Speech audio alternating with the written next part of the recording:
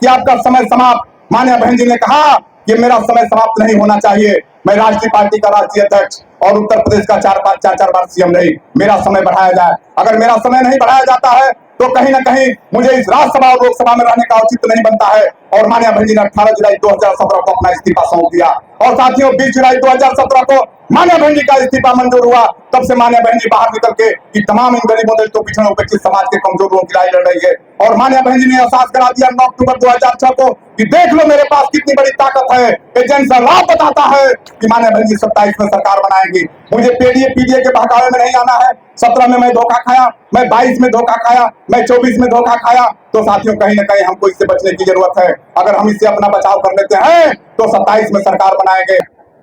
साथियों माननीय बहन जी इस देश में, इस प्रदेश में इन गरीबों दलितों पिछड़ों उपेक्षित समाज के कमजोर लोगों की लड़ाई लड़ी, हक अधिकार की बात किया। मनोज सिंह कांशीराम साहब साथियों 1962-63 में डियाटो अनुसंधान उस पूना के विस्फोटक फैक्ट्री में मिनी वैज्ञानिक के पद पर कार्यरत जब मनोज सिंह कांशीराम साहब ने हम लोगों के बीच में सशक्त लेडी माननीय बहन जी को निखार के हम लोगों के बीच में रखने का काम किया। और साथियों इस देश में, प्रदेश में, भारतवर्ष के सबसे बड़े उत्तर प्रदेश में मनोज सिंह कांशीराम साहब ने एक इतिहास बनाने का तब काम किए। 3 जून 1995 को 21 मार्च 1997 को माननीय बहन जी को इस दलित की बेटी को पहली बार अगर कोई मुख्यमंत्री बनवाने का काम किया तो मनोज सिंह कांशीराम साहब ने किया। माननीय बहन जी ने इस प्रदेश की मुख्यमंत्री 3 जून 1995 को जब बनी तो उनका कार्यकाल 4.5 माह का रहा। और माननीय बहन जी ने इस पूरे भारतवर्ष में आयरन लेडी सुश्री बहन कुमारी मायावती जी के नाम से लोगों ने लोहा माना। और साथियों यही नहीं, 21 मार्च 1997 को जब माननीय बहन जी दूसरी बार मुख्यमंत्री बनी तो साथियों ये सिलसिला जारी रहा। 3 मई 2002 को माननीय बहन जी तीसरी बार मुख्यमंत्री बनी। और साथियों माननीय बहन जी को पूरे इस उत्तर प्रदेश में, भारतवर्ष में माननीय बहन जी से लोगों ने लोहा माना। माननीय बहन जी ने एक ऐसी सरकार चलाई कि आज भी माननीय बहन जी को लोग याद करते हैं। और माननीय बहन जी 27 में आप लोगों के कर कमलों द्वारा आज लग रहा है, जैसा लाभ बता रहा है कि माननीय बहन जी को आप लोग 27 में इस प्रदेश का मुख्यमंत्री बनाएंगे। साथियों माननीय बहन जी ने जब सरकार में आती है तो तमाम गुंडागुंडी इस प्रदेश को छोड़ देते हैं। तो साथियों हमको और आपको बताने की जरूरत नहीं है। आज इस जन्मदिन के शुभ अवसर पर हम लोग आए हैं तो माननीय बहन जी का जन्मदिन तो हम लोग मनाए गए हैं। साथियों जब माननीय बहन जी मनोज सिंह कांशीराम साहब जब इस दुनिया में नहीं रहे, 9 अक्टूबर 2006 को जब मनोज सिंह कांशीराम साहब इस दुनिया से गए, उनका स्वर्गवास इंतकाल देहांत हुआ।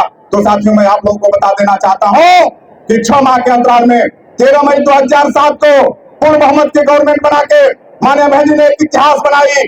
26-26 जन कल्याणकारी योजना के तहत माननीय बहन जी ने इस प्रदेश में सरकार चलाई।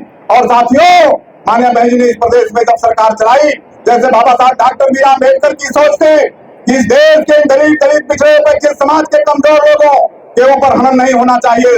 शिक्षित हो, संगठित हो, संघर्ष करो, बाबा साहब डॉक्टर बी आर अम्बेडकर ने नारा दिया। माननीय बहन जी ने देखा कि साथियों अपने सरकार में इस 26-26 जन कल्याणकारी योजना के तहत माननीय बहन जी ने सबसे पहले मनोज सिंह कांशीराम शहरी आवास योजना बना के इन सुंदर समाज के बहन बेटियों को, भाइयों को शहर में बसाने का माननीय बहन जी ने इसलिए काम किया कि तमाम हमारे गरीब दलित पिछड़े उपेक्षित समाज के कमजोर लोग गांव घर में रिक्शा और ठेला चला रहे हैं, उन्हें पर्याप्त मात्रा में मजदूरी नहीं मिल रही है। जब वो शहर सिटी में जाएंगे तो पर्याप्त मात्रा में मजदूरी पाएंगे और अपने बेटे को शिक्षित बना देंगे तो कहीं न कहीं समाजवादी विचारधारा का जवाब मिलेगा और हमारे परिवार का पालन पोषण होगा और हमारा परिवार विकास करेगा। साथियों मैं बता देना चाहता हूँ कि आज भाजपा कहती है बेटी पढ़ाओ बेटी बचाओ, लेकिन माननीय बहन जी ने बेटी पढ़ाने और बेटी बचाने का अगर कोई काम किया तो माननीय बहन जी ने किया। साथियों मैं बता देना चाहता हूँ कि माननीय बहन जी ने सावित्रीबाई फुले योजना के अंतर्गत हमारे तमाम बहन बेटियों को इंटर और हाई स्कूल में एक साइकिल देकर 25 किलोमीटर से लेकर 10 किलोमीटर तक हमारे इन बहन बेटियों को शिक्षित अगर कोई बनाने का काम किया तो माननीय बहन जी ने किया। साथियों भ्रूण हत्या का कार्य चल रहा था, माननीय बहन जी ने कहा कि जो भी हमारी बहन बेटी जन्म लेगी उसके साथ इतना बड़ा अत्याचार और न्याय नहीं होगा। और माननीय बहन जी ने, मैं आप लोगों को बता देना चाहता हूँ साथियों कि माननीय बहन जी ने हमारे तमाम कार्यकर्ती आंगनबाड़ी है, हमारी मैडम भी आंगनबाड़ी है, इन लोगों को एक काम लगाया गया कि तुम लोग जाओ और जो भी हमारी बहन बेटी जन्म लेती है तो उनका नॉमिनेशन करो और 18 और 20 वर्ष में हमारे इन बहन बेटियों को लखपतिया अगर कोई बनाने का काम किया तो माननीय बहन जी ने किया। साथियों माननीय बहन जी का कार्य योजना गांव घर में जा रहा था। जब माननीय बहन जी ने देखा कि हमारी योजना गांव घर से वापस क्यों हो रही है, तो माननीय बहन जी ने इस पर विचार और मंथन किया। और साथियों, जब माननीय बहन जी ने विचार और मंथन किया तो माननीय बहन जी को लगा कि उस ग्राम सभा में तो समाजवादी विचारधारा का प्रधान हमारे तमाम दबे कुचले समाज के लोगों को कार्ड से वंचित किया है, बीपीएल, अंत्योदय, अन्नपूर्णा। माननीय बहन जी ने पूरे उत्तर प्रदेश में सर्वे कराकर पूरे उत्तर प्रदेश में गरीब दलित पिछड़े उपेक्षित समाज के सजन समाज के लोगों को कार्ड से लैस करना चाहिए। लेकिन साथियों, भाजपा और समाजवादी और कांग्रेस ने इन्हें मिलकर हाई कोर्ट में स्टे दाखिल कर दिया और माननीय बहन जी को वहां भी मात खाना पड़ा। साथियों, मैं बता देना चाहता हूं कि माननीय बहन जी ने अपने कार्यकाल में, जो आज हम लोग इस मंच पर बोल रहे हैं साथियों, माननीय बहन जी ने अपने कार्यकाल में आज भाजपा जो है कि प्राइमरी पाठशाला को बंद करने का काम कर रही है। माननीय बहन जी ने 5549 प्राइमरी पाठशाला खोलने का काम किया। मैं बता देना चाहता हूं साथियों कि माननीय बहन जी ने तो पैरामेडिकल खोलने का काम किया, माननीय बहन जी ने 6 इंजीनियरिंग कॉलेज खोलने का काम किया, माननीय बहन जी ने 100 ITI कॉलेज खोलने का काम किया। और साथियों, जीरो बैलेंस पर डॉक्टर इंजीनियर अगर कोई बनाने का काम किया तो माननीय बहन जी ने किया। माननीय बहन जी सरकार चला रही थी, मनोहर सिंह कांशीराम साहब ने कहा कि आप सरकार का मंत्रालय मेरे पास भेजो। माननीय बहन जी ने सरकार का मंत्रालय का लिस्ट जब मनोहर सिंह कांशीराम साहब को माननीय बहन जी ने भेजी तो उन्होंने देखा तो कहा कि मंत्रालय तो बहुत अच्छा बना है, लेकिन हमारे तमाम ओबीसी के लोग ऐसे हैं जो कहीं ना कहीं ISPCS की कमी है। तो माननीय बहन जी ने भागीदारी भवन में ISPCS का फ्री में कोचिंग खोली। आज हमारे तमाम ओबीसी में इतने ISPCS हो गए हैं कि सचिवालय में अटैच है, उनके लिए जिला खाली नहीं है। तो साथियों, कहीं ना कहीं हमको आपको कहीं ना कहीं धोखा खाने की जरूरत नहीं है। हम पीडीए में 17 में फंस गए। आज पीडीए का नारा चल रहा है, परिवार डेवलपमेंट पार्टी से आप लोग दूर रहिए। कहीं ना कहीं आप माननीय बहन जी ने 6 यादों को सांसद अगर बनाने का कोई काम किया तो माननीय बहन जी ने किया, परिवार के लोगों को नहीं बनाया। वहां परिवार के सिवा वहां जो है जो पीडीए नहीं, परिवार डेवलपमेंट पार्टी है, उसे बचने की जरूरत है। और कहीं ना कहीं आज देख रहे हैं साथियों, भाजपा और कांग्रेस को, तो बाबा साहब डॉक्टर भीमराव अम्बेडकर ने जब इस भारतवर्ष में गरीबों दलितों पिछड़ों उपेक्षित समाज के कमजोरों की लड़ाई लड़े, हक अधिकार की बात किए, जब उन्हें एहसास हुआ कि हमारी बात भारतवर्ष में नहीं मानी जाएगी, तो 17 अगस्त 1932 को इस ब्रिटिश प्रधानमंत्री सर कमरवाट के तहत दलितों को 2 वोट का अधिकार कोई दिलवाने अगर मनवाने का काम किया तो बाबा साहब डॉक्टर भीमराव अम्बेडकर ने किए। साथियों, बाबा साहब डॉक्टर भीमराव अम्बेडकर ने जब दलितों को 2 वोट के अधिकार को दिलवाने और मनवाने का काम किए, इस देश के चंद चलाक लोगों को पेटगड़ी पकड़ लिया। और उन लोगों ने देखा कि अगर बाबा साहब डॉक्टर भीमराव अम्बेडकर इन दलितों को 2 वोट के अधिकार को वापस नहीं कर लेते हैं, तब तक के लिए हम लोग सरकार से वंचित हो जाएंगे। और बाबा साहब डॉक्टर भीमराव अम्बेडकर को रोकने के लिए इस देश के चंद चलाक लोगों ने 20 सितंबर 1932 को उस जेल में अमन अनशन करने का काम किए। बाबा साहब डॉक्टर भीमराव अम्बेडकर के यहाँ सिंदूरदान प्राणदान की बात होने लगी। पूरे इस देश में गरीबों दलितों पिछड़ों उपेक्षित समाज के कमजोर लोगों को ऊपर छुटपुट घटनाएं होने लगी। और यही नहीं साथियों, मैं आप लोगों को बता देना चाहता हूं कि बाबा साहब डॉक्टर भीमराव अम्बेडकर को धमकाया जाने लगा।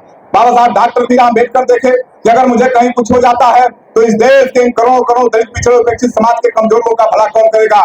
बाबा साहब डॉक्टर भीमराव अम्बेडकर ने साथियों 22 सितंबर 1932 को इसरदा जेल में गए और बाबा साहब डॉक्टर भीमराव अम्बेडकर को बताया गया कि जो 4 आने का लगान देगा वही वोट देगा, जो BA में किया है वही वोट देगा, जो 3 एकड़ का मालिक है वही वोट देगा। इस पर बाबा साहब डॉक्टर भीमराव अम्बेडकर कहे कि ये चीज मैं कतई बर्दाश्त नहीं करूंगा। दलित का बेटा हो, कुम्हार का बेटा हो, ब्राह्मण का बेटा हो, खटीक का बेटा हो, पासी का बेटा हो, राजभर का बेटा हो, कुशवाहा का बेटा हो, किसी भी कास्ट कौम का बेटा हो बेटी हो, जिसका एज 21 वर्ष हो गया वो 1 वोट देने का अधिकारी होगा। नौकरी, शिक्षा, शिक्षा में स्कॉलरशिप और विधानसभा, लोकसभा, जिला पंचायत, नगर पंचायत, नगर पालिका, नगर पंचायत प्रधानी, सब पर बाबा साहब डॉक्टर भीमराव अम्बेडकर 24 सितंबर 1932 शाम 5 बजे पूना पैक्ट पर साइन करा के एक बहुत बड़ा इतिहास बनाए। और उन्होंने कहा कि आए मेरे दलित पिछड़े उपेक्षित समाज के कमजोर लोग, आए मेरे सुन समाज के सम्मानित भाइयों, आप लोगों को चीज बता देना चाहता हूँ कि जो राजा रानी के पेट से पैदा होता था अब वो राजा रानी के पेट से पैदा नहीं बल्कि इस बैलेट बॉक्स से पैदा होगा। रोड पर चलने वाला भी राजा बनेगा, राज करने वाला भी रोड पर चलेगा। बाबा साहब डॉक्टर भीमराव अम्बेडकर ने हम लोगों को हथकंडा देने का काम किया। बाबा साहब डॉक्टर भीमराव अम्बेडकर बड़े खुशी मन से सोचे कि मेंबर ऑफ पार्लियामेंट में चलकर गरीबों दलितों पिछड़ों उपेक्षित समाज के कमजोरों की मैं वकालत करूं। और बाबा साहब doctor Bhimrao Ambedkar member of parliament में जाने के लिए रिपब्लिकन पार्टी द्वारा पर्चा दाखिला करके चुनाव मैदान में उतर गए। बाबा साहब डॉक्टर भीमराव अम्बेडकर जब चुनाव मैदान में उतरे, इस देश के चंद लाख लोगों को पेटगड़ी पकड़ लिया, कांग्रेस एंड कंपनी भाजपा को पेटगड़ी पकड़ लिया। आज भी एक, कल भी एक, और दोनों लोगों ने योजना बनाई कि अगर बाबा साहब डॉक्टर भीमराव अम्बेडकर को हम लोग चुनाव मैदान से नहीं रोकते हैं तो ये संसद भवन में आएंगे तो हम लोग की पोल और कलई खोल देंगे, आजीवन हम लोग सत्ता विहीन हो जाएंगे। तो बाबा साहब डॉक्टर भीमराव अम्बेडकर को रोकने के लिए तमाम हथकंडा अपनाया गया। और जब लगा कि बाबा साहब डॉक्टर भीमराव अम्बेडकर चुनाव नहीं हारेंगे तो उनके पीए नारायण कजरोकर को करोड़ रुपया देकर 14,000 कुछ वोटों से बाबा साहब डॉक्टर बी आर अम्बेडकर को चुनाव हरा दिया। बाबा साहब डॉक्टर बी आर अम्बेडकर चुनाव हार गए, उनकी आंखों में आंसू आया, फोड़ फोड़ कर रोने लगे कि आज हमारे तमाम गरीब दलित पिछड़े उपेक्षित समाज के कमजोरों का भला कौन करेगा, मेरे साथ बहुत बड़ा छल किया गया है। बाबा साहब डॉक्टर बी आर अम्बेडकर बड़े दुखित मन से कलकत्ता गए और कलकत्ता जाने के बाद अपने 20-25 बुद्धिजीवी साथियों के साथ बैठकर वार्ता मंथन पीड़ा कर है।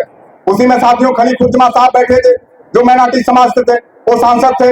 बाबा साहब डॉक्टर बी आर अम्बेडकर की प्रतिभा, क्वालिटी, जज्बा, जनों योग्यता को देखे तो उनको लगा कि इतने बड़े विद्वान आदमी को उसमें बड़ा पार्लियामेंट में जाना चाहिए, और उन्होंने खड़ा होकर कहा कि बाबा साहब डॉक्टर बी आर अम्बेडकर, आपको चिंता करने की जरूरत नहीं है, आपको अपने मन को विचित करने की जरूरत नहीं है। मैं वादा कर रहा हूं, मैं वचन दे रहा हूं कि आज ही हम अपने पद से इस्तीफा देकर आपको उस मेंबर ऑफ पार्लियामेंट में पहुंचाने का काम करूंगा।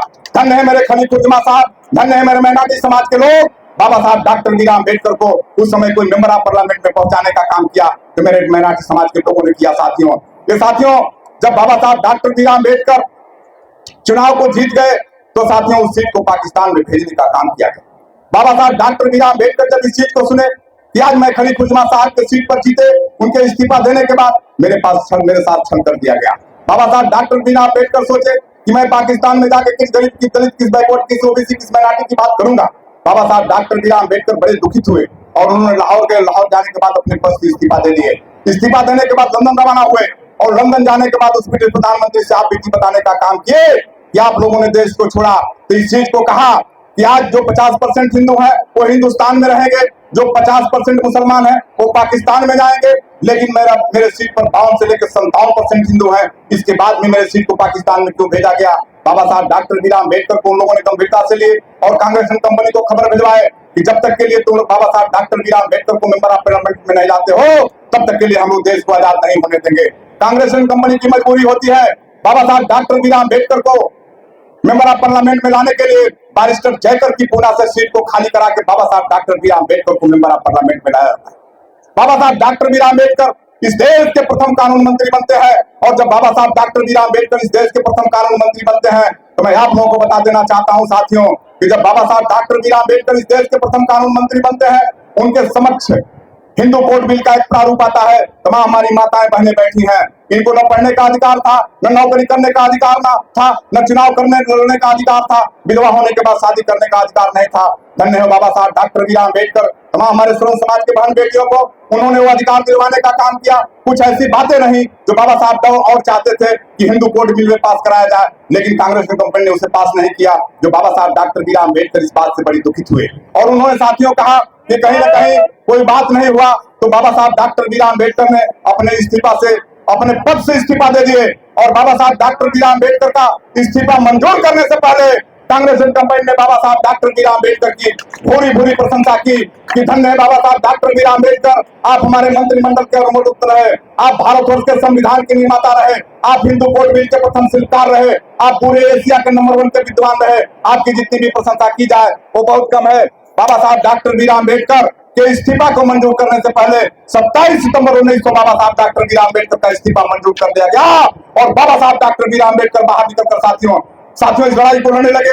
बहुत दुखद घटना हम लोगों के लिए तब हुई 6 दिसंबर 1956 को बाबा साहब डॉक्टर बी आर अम्बेडकर इस दुनिया में नहीं रहे और साथियों इस मूवमेंट ऑर्गेनाइजेशन को चलाने के लिए मानव श्री कांशीराम साहब ने यहाँ तक लाने का काम किए, जो आज जन कल्याणकारी दिवस के रूप में हम लोग मान्या बहन जी के जन्मदिन मनाने का काम कर रहे हैं। यही नहीं साथियों, मान्या बहन जी राज्यसभा सांसद थी और मान्या बहन जी बेमुला हत्या